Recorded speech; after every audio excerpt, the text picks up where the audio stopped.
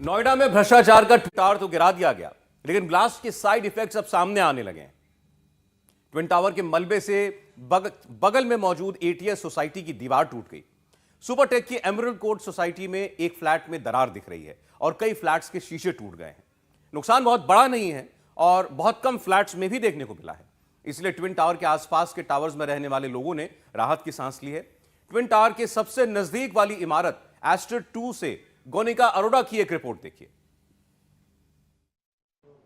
हम इस वक्त सुपरटेक एमराल्ड कोर्ट के फ्लोर 5th पर मौजूद हैं। एस्टर 2 ये टावर है और क्योंकि ये सबसे नजदीकी टावर है एस्टर 2 और एस्टर 3, यहाँ पर क्या इम्पैक्ट हुआ है वो देखने के लिए हम इस वक्त फ्लैट नंबर 504 में आए हैं। ब्रजेंद्र सिंह राघव का ये घर है और वो इस वक्त घर के अंदर आए हैं, चेक कर रहे हैं कि कहीं कोई नुकसान तो नहीं हुआ है। हालांकि थोड़ा सा नुकसान हुआ है, उनसे ही जानते हैं। तो ये दरअसल वो कमरा है जिसकी बालकनी का जो कांच है वो इफेक्ट हुआ है। ये पूरा जो कांच है वो पूरी तरह टूट गया है।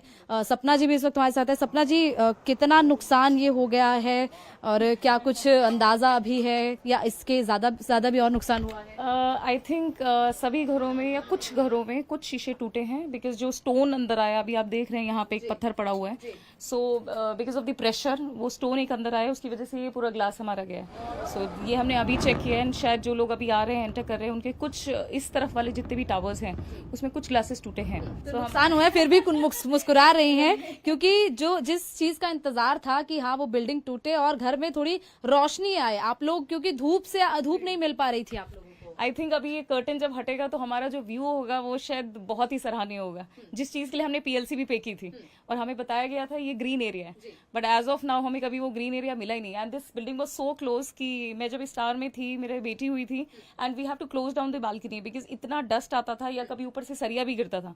सो we all were very very afraid that time, but now it's actually beautiful. And थोड़ा टाइम लगेगा इसको सेटल होने में। आई थिंक 3 months का टाइम दिया है रिफाइस ने, but we still are very happy. तो बिल्कुल ये दरअसल जो बालकनी है ये बिल्कुल क्लोजेस्ट बालकनी है। सिर्फ 8 से 9 मीटर का डिस्टेंस था इस बालकनी और उस टावर के बीच में। और क्योंकि जब ब्लास्ट हुआ तो मलबा भी कई ऊपर तक, कई फीट तक उछला है, जिसकी वजह से ये जो पत्थर है ये पत्थर इस तरीके से गिरा और उसके बाद कुछ ऐसे ही छोटे छोटे पत्थर गिरे, जिसकी वजह से जब पत्थर इन कांच पर लगा तो कांच टूटा है। और लगभग ये खिड़की, इसके अलावा उसके बगल की खिड़की और साथ साथ अंदर की जो खिड़की है वो, अंदर का जो दरवाजा है उसका कांच टूटा है, लेकिन ये बगल में जो कांच है वो हालांकि इंटैक्ट है। लेकिन जो थोड़ा बहुत नुकसान हुआ है, क्योंकि वो एडिफिस कंपनी का कहना था कि उनकी तरफ से ये कवर किया जाएगा, उसीलिए लोगों का इंश्योरेंस फ्लैट्स का किया गया था।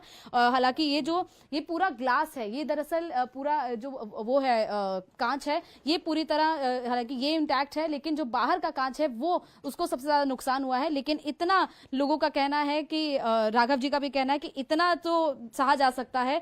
पूरा मलबा जब हट जाएगा 3 महीने बाद, 3 महीने का हालांकि वक्त लग सकता है, तब एक राहत की सांस, एक जो इस बार की सर्दियां है वो धूप में, खिली धूप में। हम तो अभी साफ करके कल से बैठ के चाय पिएंगे। अच्छा। तो बिल्कुल राघव जी का कहना है कल से यहाँ पर चाय पी जाएगी, क्योंकि 10 साल से उस बालकनी को बंद रखा हुआ था। एक और कांच पे इम्पैक्ट हुआ है, ये बाथरूम है और इस वॉशरूम का कांच भी, क्योंकि जो सबसे नजदीकी जो कांच है, खिड़कियां हैं वो टूटी हैं। बिल्कुल 8 से 9 मीटर के डिस्टेंस में जो जहां भी खिड़की थी उसको नुकसान हुआ है। और जाहिर तौर पर यहाँ भी पत्थर लगा है, पत्थर का टुकड़ा मलबे से निकलकर उछलकर इस तरफ आया है और उसकी वजह से भी यहाँ पर कांच बिखरा है, कांच टूटा है। हालांकि बगल की खिड़की को कुछ नहीं हुआ, लेकिन एक खिड़की को नुकसान जरूर हुआ है और अंदर धूल भी आई है, क्योंकि धूल का जो गुबार उठा था वो काफी ज्यादा था और इसकी वजह से ही यहाँ पर कुछ घरों में धूल मिट्टी देखने को मिल रही है। सर, इतना भरपाई तो एडिफिस कर ही देगा, तो आप लोगों ने राहत की सांस। फॉर द एडिफिस करता है नहीं करता है, बेस्ट इज कि एक्शन हो गया अगेंस्ट करप्शन। तो ये दरअसल एस्टर 2 में ये फ्लैट है, बिल्कुल नजदीकी।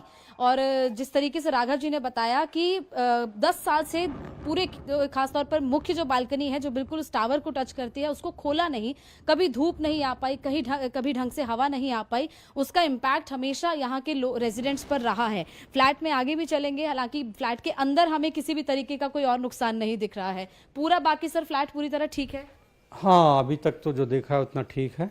बाकी ये 2 विंडो ग्लासेस टूटे हैं और डस्ट ऑफ कोर्स रहेगी, बाकी अब सपना दिखा देगी आपको। ठीक है सपना जी, अब देखते हैं और बाकी का घर कहीं कुछ नुकसान तो नहीं हुआ? एक्चुअली इनसाइड देखेंगे तो मुझे नहीं लगता कि कहीं से धूल भी है। आप नीचे देखिए, इट इज कम्प्लीटली क्लीन।